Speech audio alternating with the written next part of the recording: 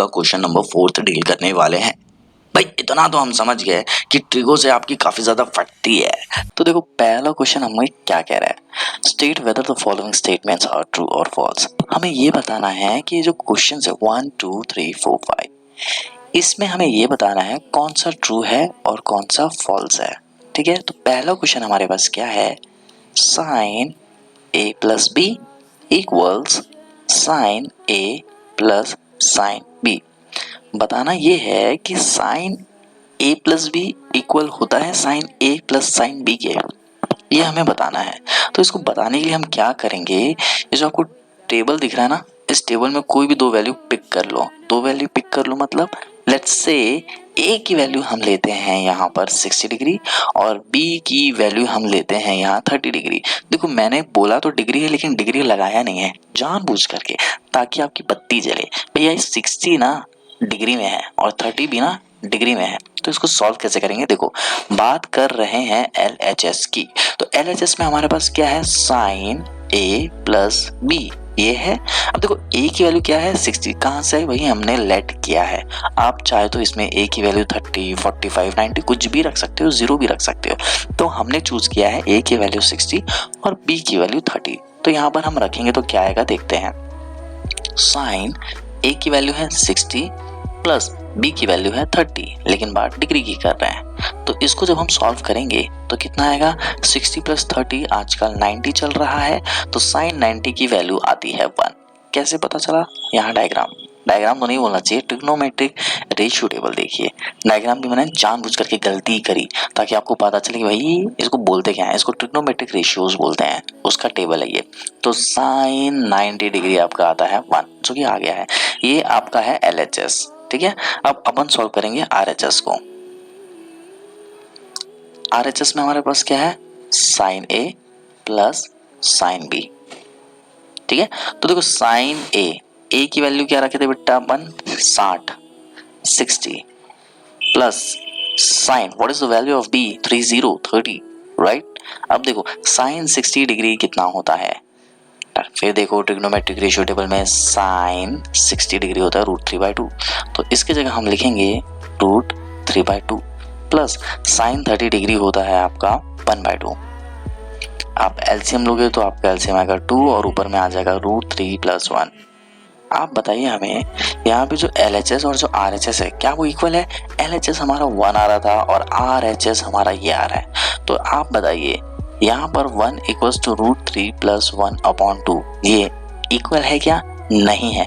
तो यहाँ हम लिखेंगे LHS = RHS, लेकिन इक्वल नहीं है तो नॉट इक्वल टू का साइन डालेंगे। क्वेश्चन में क्या बोल रहा है, ये जो चीज है ये इसके इक्वल है, ट्रू की फॉल्स नहीं भैया, हमने सॉल्व किया और हमारा तो इक्वल नहीं आया, क्वेश्चन में बोल रहा है इक्वल है, नहीं ये इक्वल नहीं है, इसलिए इसका आंसर आएगा फॉल्स। ठीक है, क्वेश्चन नंबर 2 की तरफ पढ़ते हैं। Question says the value of sine theta increases as theta increases. इसका मतलब ये है कि जो वैल्यू है साइन थीटा की वो बढ़ रही है। कब बढ़ रही है, जैसे जैसे आपका थीटा बढ़ रहा है। तो जैसे जैसे थीटा बढ़ रहा है का मतलब ये है, यहाँ देखो यहाँ पे है थीटा।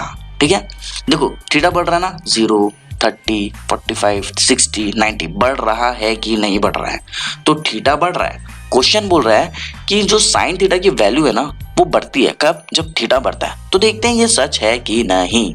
चलो यहाँ पर हमें क्या करना है, ट्रू या फॉल्स के बारे में बताना है।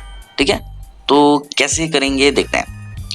यहाँ पर थीटा तो बढ़ रहा है और साइन भी बढ़ रहा है, कैसे पता चला, देखो 0 1/2 को आप सॉल्व करोगे तो 0 से बड़ी वैल्यू आएगी, 1/√2 को आप सॉल्व करोगे तो और बड़ी वैल्यू आएगी 1/2 से, √3/2 को आप डिवाइड करते हो सॉल्व करते हो तो और बड़ी वैल्यू आएगी जो कि होगी 1/√2 से बड़ी, उसके बाद आएगा आपका 1।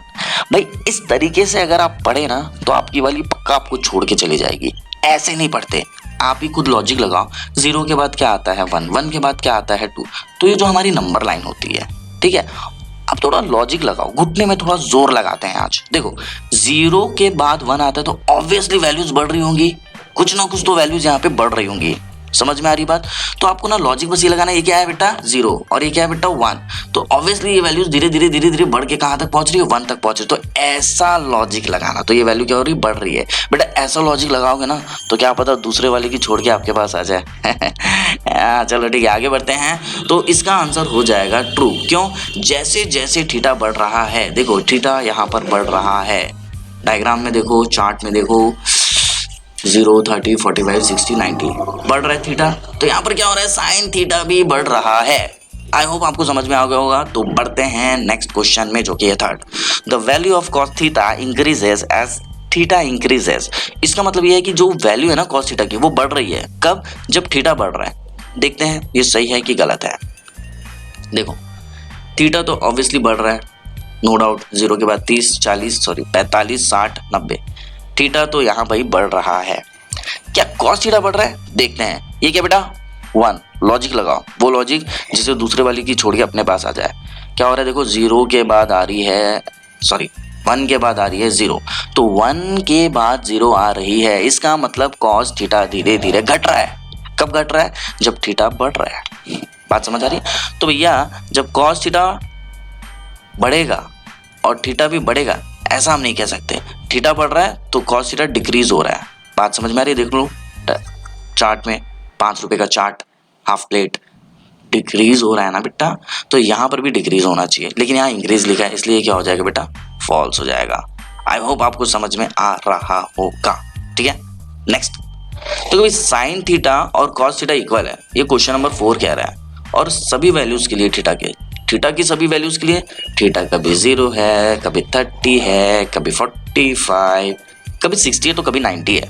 ठीक है, तो थीटा की हर वैल्यू में क्या हो रहा है sine theta equals to cos theta हो रहा है। ऐसा हो ही नहीं सकता भाई, असंभव, ऐसा हो ही नहीं सकता। ठीक है हाँ, तो आगे बढ़ते हैं।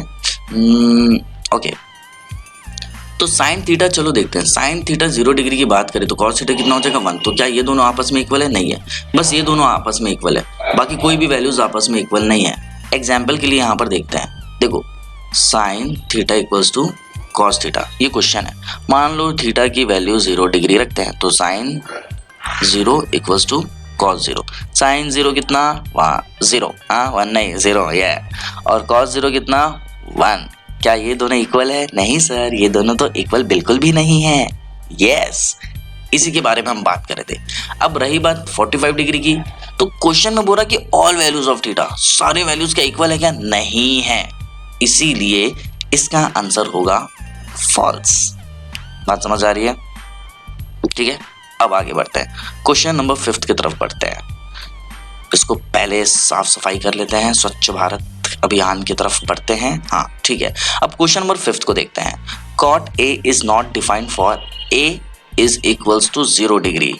इसका मतलब ये है कि भैया कॉट ए जो आप निकाल रहे हो उसमें ना ए की वैल्यू है 0 डिग्री, तो कॉट ए की जगह रखेंगे 0 डिग्री। और कॉट 0 डिग्री कितना आता है? देखो डायग्राम में देखो, चार्ट में देखो भाई, कॉट 0 डिग्री, कॉट 0 डिग्री कितना आता है? Not defined. बोले तो 1/0 को कहते हैं नॉट डिफाइंड। अभी नॉट डिफाइंड का मतलब क्या होता है? सुनो, नीचे अगर डिनोमिनेटर में 0 आ गया ना तो नॉट डिफाइंड, उसको हम डिफाइन नहीं कर सकते। ये रहा आपका आंसर। तो क्वेश्चन में बोल रहा है cot A is not defined of A. Yes, तो आ गया आपका आंसर। आई होप आपको समझ में आ गया होगा। तो कोई भी आपको डाउट होता है तो प्लीज कमेंट सेक्शन में कमेंट करके बताइए। और हाँ, इसका आंसर आएगा ट्रू। तो यार दबा के लाइक और शेयर ठोक दो आप। मिलते हैं अगले वीडियो में, तब तक के लिए बाय।